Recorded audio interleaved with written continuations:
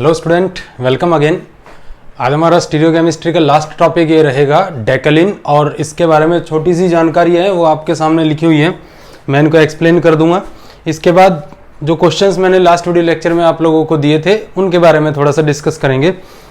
तो डेकलिन क्या है? डेकलिन एक ऐसा कंपाउंड है जिसके अंदर हम दो साइक्लोहेक्सिन रिंग को आपस में क्या करते हैं, कनेक्ट करते हैं। इस तरीके से दो साइक्लोहेक्सिन रिंग्स हम आपस में जोड़ देंगे। मीन्स ये भी एक साइक्लोहेक्सिन का प्रॉपर्टी है कि आप दो साइक्लोहेक्सिन रिंग्स को आपस में इस तरीके से कनेक्ट कर सकते हो, और ये रिंग बिग चेयर कन्फर्मेशन की फॉर्म में लिखी जा सकती है। तो डेकलिन क्या होगा? It exist in two diastereo isomeric forms. एक फॉर्म क्या होगी सिस एंड एक क्या होगी ट्रांस। अब ये सिस और ट्रांस का जो केस है इसको बहुत बेहतर तरीके से हम लोग जो है ज्योमेट्रिकल आइसोमेरिज्म जब हम लोग स्टार्ट करेंगे तब इसको हम लोग पढ़ेंगे।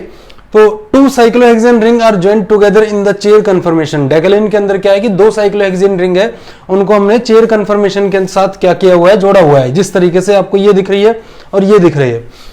तो इसमें दो फॉर्म आती है, एक सिस डेकलिन होगी और एक क्या होगी, ट्रांस डेकलिन होगी। सिस डेकलिन का फॉर्म ये होगा। सिस डेकलिन के अंदर क्या होगा, जो ये दोनों के दोनों आप हाइड्रोजन देख रहे हो, ये दोनों के दोनों हाइड्रोजन या तो अप होंगे या दोनों के दोनों क्या होंगे, डाउन होंगे। मतलब ये सेम साइड होंगे। सिस फॉर्म हम तभी कहते हैं जब दोनों हाइड्रोजन क्या होंगे, सेम साइड होंगे। इसको मैं इस तरीके से भी लिख सकता हूं, इसको आप लोग रिंग नंबर 1 कह लो और इसको क्या कह लो, रिंग नंबर 2।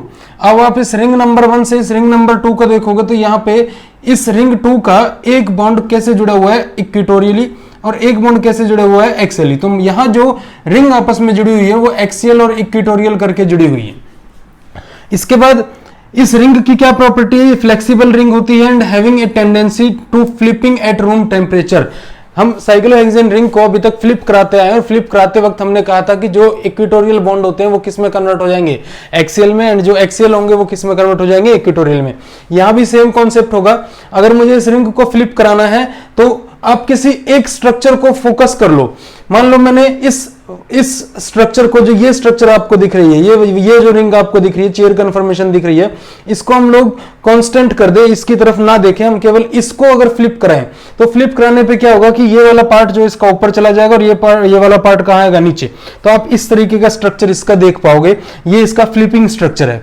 अब इस रिंग के अंदर कुछ ऐसे कॉन्सेप्ट है जो ज्योमेट्रिकल आइसोमेरिज्म के अंदर जब हम लोग पढ़ेंगे तब उस बात को समझेंगे। अभी केवल आप इसकी जानकारी ले सकते हो। एक्सिस ऑफ सिमेट्री इसके अंदर प्रेजेंट होता है, plane and centre of symmetry यहां प्रेजेंट नहीं होता है, मींस वो एब्सेंट होता है।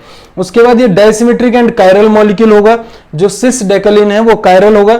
और लास्ट है ये ऑप्टिकली इनएक्टिव होता है। अब ऑप्टिकली एक्टिव, ऑप्टिकली एक्टिविटी क्या है, ये हम ज्योमेट्रिकल आइसोमेरिज्म के अंदर डिस्कस करने वाले हैं।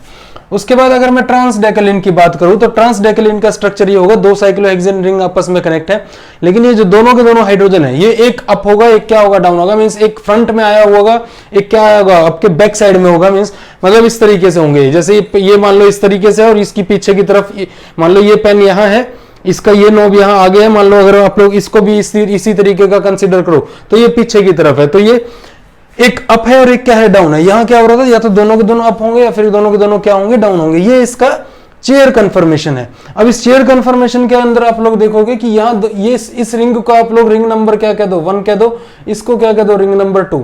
तो इस रिंग 1 से ये दोनों के दोनों जो रिंग है, ये जो दोनों के दोनों बॉन्ड है, ये इक्वेटोरियल एंड इक्वेटोरियल जुड़े हुए हैं। अब ट्रांस डेकलिन का प्रॉपर्टी क्या होगा, इट इज रिजिड। रिजिड क्यों है? क्योंकि ट्रांस डेकलिन को आप लोग फ्लिप नहीं करा सकते। अगर मुझे इसे फ्लिप कराना है तो मुझे ये दोनों के दोनों जो बॉन्ड हैं, ये जो दोनों के दोनों बॉन्ड है, ये क्या चाहिए थे, एक्सियली चाहिए थे। तो एक क्वेश्चन अगर आ जाए कि सिस डेकलिन को फ्लिप कराना क्यों आसान है एज कंपेयर टू ट्रांस डेकलिन, क्योंकि ट्रांस डेकलिन के अंदर जो दूसरी रिंग है, जो रिंग आपस में कनेक्ट रहती है, वो इक्वेटोरियली कनेक्ट होती है, और इक्वेटोरियली की फॉर्म में हम लोगों को ये जो फ्लिपिंग है ये इजीली से नहीं मिल सकती। हमें अगर यहां फ्लिप कराना है तो हमें यहां एक्सियल लेके आना पड़ेगा इस बॉन्ड को। उसके बाद C2 एक्सिस ऑफ सिमेट्री यहां प्रेजेंट होती है, so it is symmetrical molecule. इसको कायरल हम लोग बोलेंगे, और ये भी क्या होता है, ऑप्टिकली इनएक्टिव होता है। अब जो यहाँ टर्म आप लोग ये देख रहे हो कि जो है एक्सिस ऑफ सिमेट्री, या फिर यहाँ plane of symmetry, centre of symmetry, optically active है कायरल, ये सब हम लोग ज्योमेट्रिकल आइसोमेरिज्म के अंदर पढ़ने वाले हैं। वहां मैं एक बार इसको फिर से एक्सप्लेन कर दूंगा डेकलिन के बारे में। तो ये आपका डेकलिन के बारे में नॉलेज था कि डेकलिन क्या है। छोटा सा कॉन्सेप्ट है, छोटा सा टॉपिक है, ये आपके सामने मैंने रख दिया। अब हम लोग बात करते हैं जो क्वेश्चंस मैंने आपको दिए थे, उन क्वेश्चंस को किस तरीके से सॉल्व करना है। तो इसको आप लोग स्क्रीनशॉट ले सकते हो, नोट कर सकते हो। तो अब हम बात करते हैं क्वेश्चंस की जो क्वेश्चन लास्ट टाइम मैंने आप लोगों को दिए थे।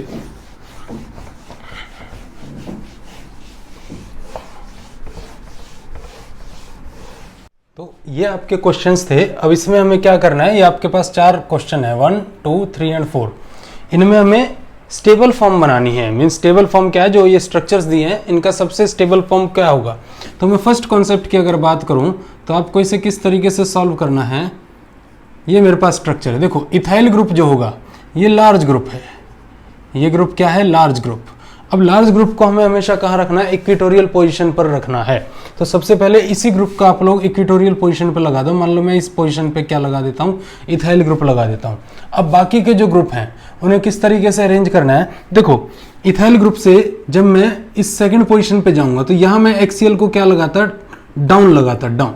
अब यहाँ क्या लगाऊंगा मैं, इस पे अप लगा दूंगा, तो मेरा मिथाइल ग्रुप कहाँ हो जाएगा, यहाँ हो जाएगा।